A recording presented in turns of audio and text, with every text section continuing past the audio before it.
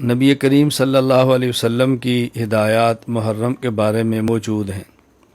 سب سے پہلی بات تو یہ سمجھیں کہ محرم کا جو احترام ہے وہ کسی خاص اس امت میں واقعہ کی وجہ سے نہیں ہے۔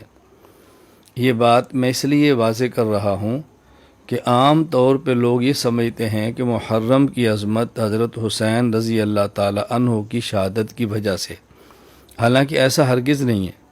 کیوں؟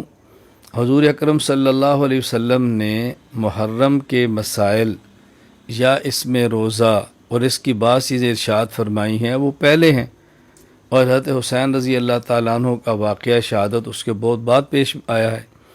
تو محرم کی فضیلت یا محرم کا روزہ یا محرم کی حرمت یہ اس وجہ سے نہیں ہے کہ اس میں حضرت حسین رضی اللہ تعالیٰ عنہ کا واقعہ پیش آیا ہے۔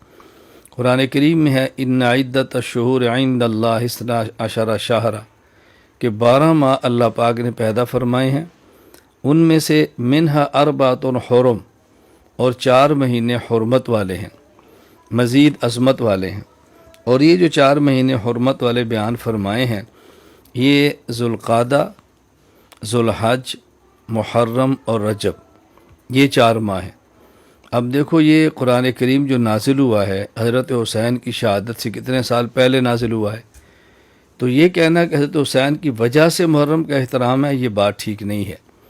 یہ بات الگ ہے کہ حضرت حسین رضی اللہ تعالیٰ عنہ اہل سنت والجماعت کے ایمان کا حصہ ہیں، ہمارے ایمان کی بنیادوں میں سے ایک بنیاد ہیں، رسول اکرم صلی اللہ علیہ وسلم کے صحابی ہیں، اہل بیت ہیں، نبی کریم صلی اللہ علیہ وسلم کے جگر کا ٹکڑا ہیں، جنت کے نوجوانوں کے سردار ہیں اور خوشبو ہیں۔ یہ ہمارے ایمان کا حصہ ہے۔ حضرت حسین رضی اللہ تعالیٰ عنہ سے وہی پیار کرتا ہے جو مومن ہے، اور آپ سے وہی نفرت کرتا ہے جس کے دل میں ایمان نہیں ہے۔